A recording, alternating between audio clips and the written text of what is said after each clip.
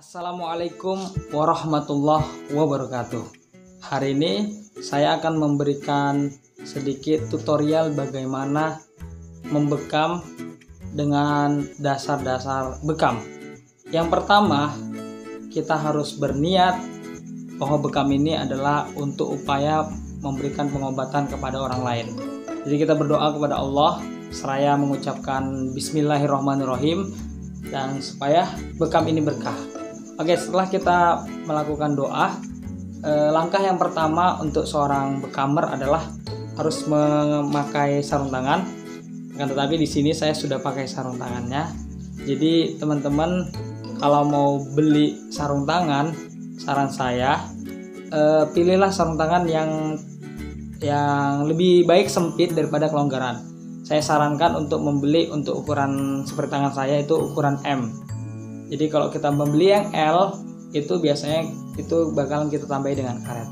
Oke, setelah kita menggunakan sarung tangan dengan baik dan benar, hal yang selanjutnya kita lakukan adalah memberikan minyak ke tubuh pasien yang akan kita bekam. Jadi seperti ini misalnya, jadi saya akan memberikan minyak kepada tubuh pasien yang saya bekam.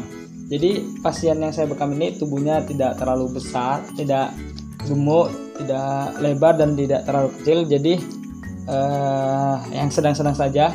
Jadi pastikan kalau minyaknya itu ke seluruh permukaan kulit yang akan kita bekam. Jadi pada kesempatan kali ini saya membekam bagian punggung, jadi harus seluruhnya kita ratakan. Bagaimana kita mengeratakannya? Itu dengan tangan kanan seraya membaca doa-doa sesuai dengan keyakinan kita, dengan sholawat juga bisa, Allahumma sholli ala sayyidina Muhammad wa ala sayyidina Muhammad. Dan ini pastikan menyeluruh ke titik-titik yang akan kita bekam.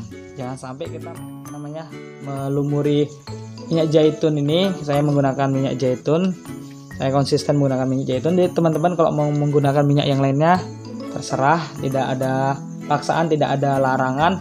Kalau saya masih konsisten menggunakan minyak zaitun. Kenapa saya menggunakan minyak zaitun? Pertama itu karena saya belajar, saya langsung diajarin untuk menggunakan minyak zaitun. Dan yang kedua, minyak zaitun saya kira aromanya cukup wangi untuk kita gunakan dan enak di hidung.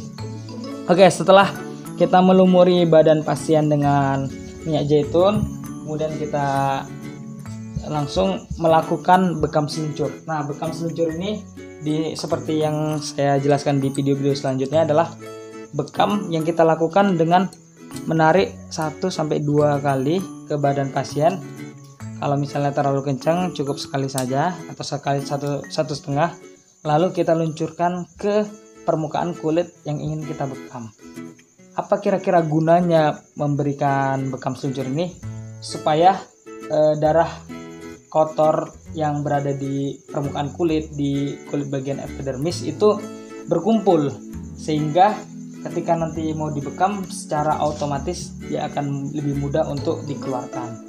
Jadi kita melakukan bekam seluncur ini juga ke seluruh permukaan kulit yang ingin kita bekam.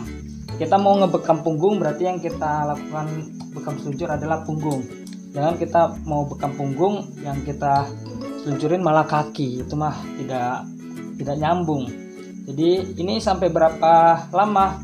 Bisa sampai 1 menit, 2 menit, sesuai dengan kebutuhan dan sesuai dengan keinginan kita. Dan kita lihat juga apakah sudah merata di seluruh tubuh pasien.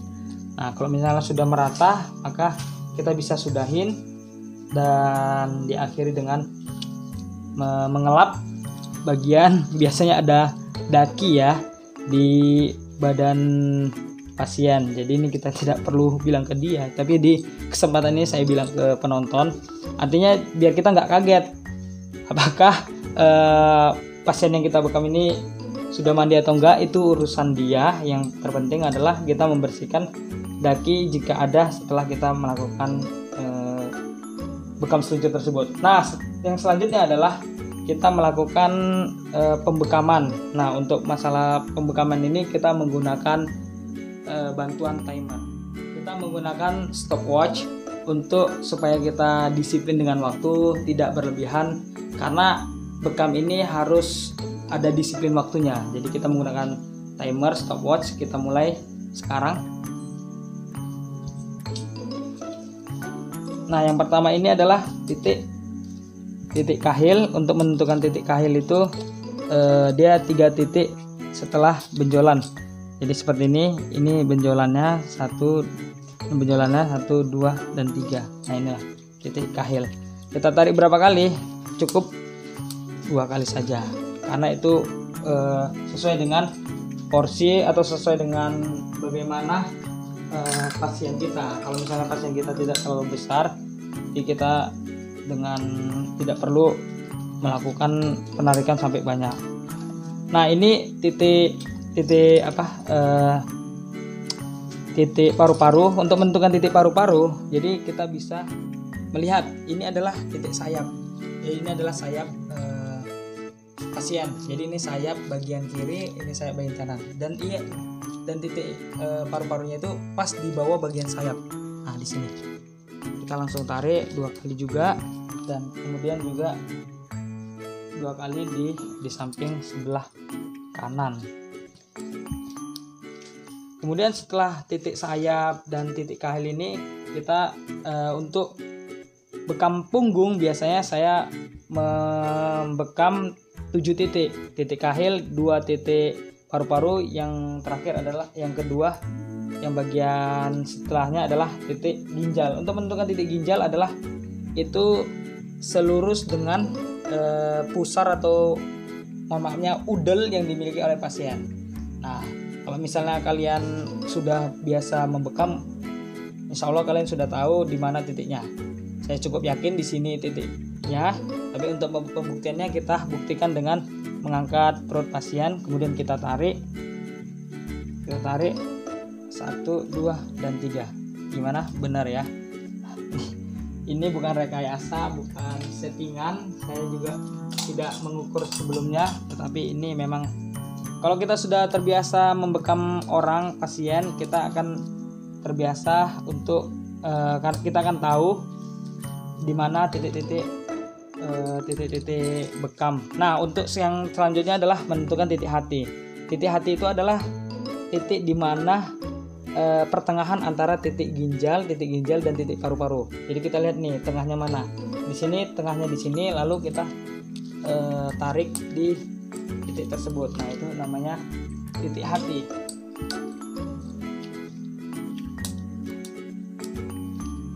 Oke, selanjutnya kita menunggu sampai 10 menit yang sudah diawali dengan penarikan titik kahil. Setelah 10 menit nanti kita akan melakukan pengeluaran darah. Oke, sampai di sini dulu. Thank you. Selamat datang kembali. Jadi sesi ini adalah sesi pembersihan darah yang sudah keluar dari kulit di setiap titik-titik bekam yang kita bekam. Jadi di sini silakan, di sini udah terlihat darah bekam yang sudah keluar dari beberapa titik. Yang pertama kita bersihkan dulu sesuai dengan urutannya. Ini adalah titik kahil.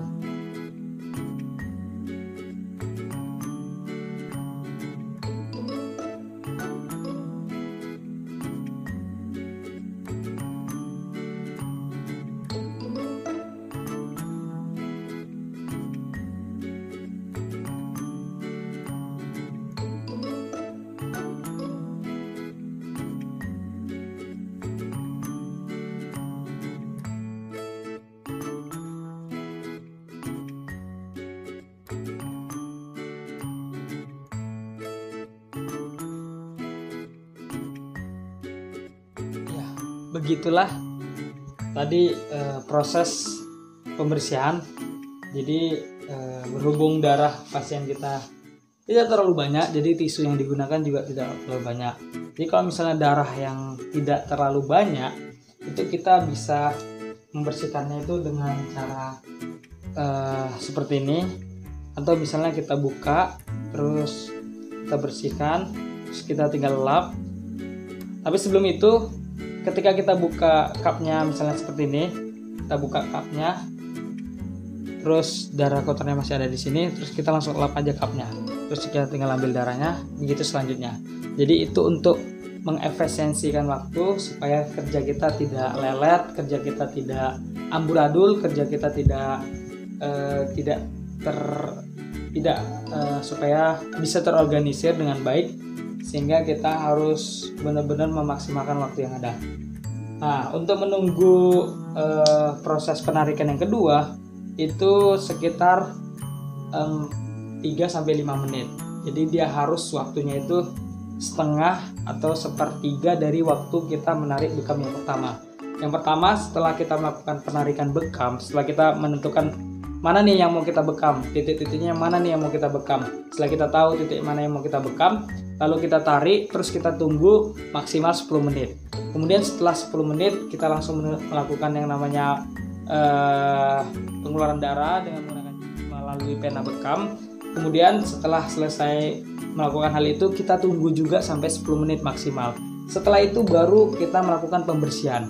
Ketika melakukan pembersihan yang tadi, kalau misalnya darahnya sedikit, kita akan lebih cepat dan menggunakan tisunya juga lebih mudah. Tapi jika darahnya banyak, maka kita bisa menggunakan tisu ini bisa hampir kita menggunakan tisu dengan sangat banyak, dengan kuantitas yang banyak.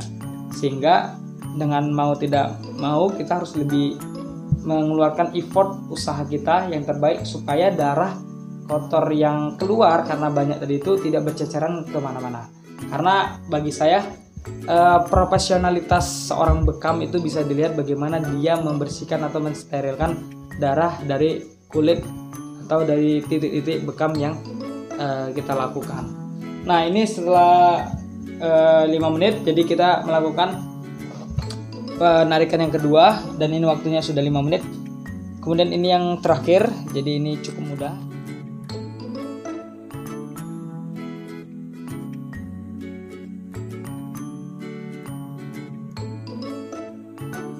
Ya, baiklah, setelah kita melakukan pembersihan terakhir, ada satu tahap lagi yang tidak boleh kita lewatkan. Kalau di saya selalu mengawali bekam itu dengan minyak zaitun dan mengakhiri dengan minyak zaitun.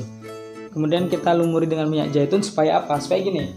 Jadi kan setiap kita membekam orang kan pasti masih ada sisa-sisa darah yang sedikit yang tidak bisa diambil dengan tisu saja. Jadi harus menggunakan minyak supaya minyak itu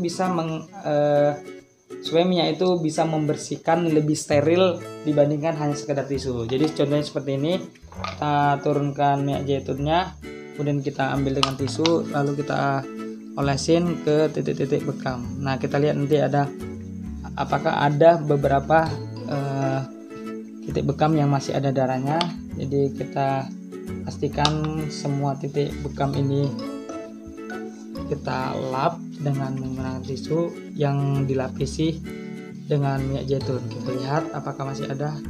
Ternyata masih ada. Jadi inilah fungsinya. Supaya apa? Supaya juga pasien setelah melakukan bekam ini mereka sudah bisa menggunakan pakaiannya langsung tanpa khawatir apakah badannya akan terkena baju atau darah yang masih ada sisa di badannya itu terkena bajunya. Jadi saya sarankan kepada semua penonton yang menonton channel YouTube saya untuk kalau misalnya mau belajar bekam, segeralah belajar dari sekarang, karena bekam itu sesuai dengan sunnah Nabi, sesuai dengan ajaran agama Islam. Siapa saja juga boleh dibekam, tidak mesti harus beragama Islam. Yang penting bekam ini adalah alternatif pengobatan yang ada sejak zaman Rasulullah dan dianjurkan kepada kita. Maka kita sebagai orang Islam sudah sepatutnya untuk mengganti pengobatan kita yang biasanya pengobatan medis menggunakan zat kimia ke yang lebih Islami, menggunakan bekam atau kita menggunakan ada pengobatan yang seperti pasdun atau kai dan berbagai macam pengobatan lainnya seperti ruqyah juga. Oke, ini saja video hari ini, semoga bermanfaat kepada penonton. Jadi kalau misalnya teman-teman suka dengan video saya, silahkan dikasih like. Kalau misalnya tidak suka, silahkan pencet dislike. Kalau misalnya bermanfaat video ini, silahkan sebar ke teman kalian dengan menggunakan share ke teman-teman kalau misalnya video ini bermanfaat. Dan jangan lupa untuk klik atau berikan komentar kalau misalnya ada sesuatu yang ingin kalian tanyakan di kolom komentar, baik itu bertanya gimana sih caranya bisa menjadi seorang bookcamer, gimana sih cara bisa mendapatkan alat, gimana sih supaya punya mental menjadi seorang bookcamer, dan hal sebagainya. Nanti saya akan cantumkan nomor WhatsApp saya di bagian tentang channel YouTube ini. Dan kalau misalnya teman-teman ingin berlangganan dengan channel YouTube saya, silahkan klik subscribe karena subscribe itu gratis. Dan yang terakhir, jangan lupa pencet lonceng supaya ada notifikasi setiap kali ada video baru. Terima kasih, ini saja dari saya. Assalamualaikum warahmatullahi wabarakatuh.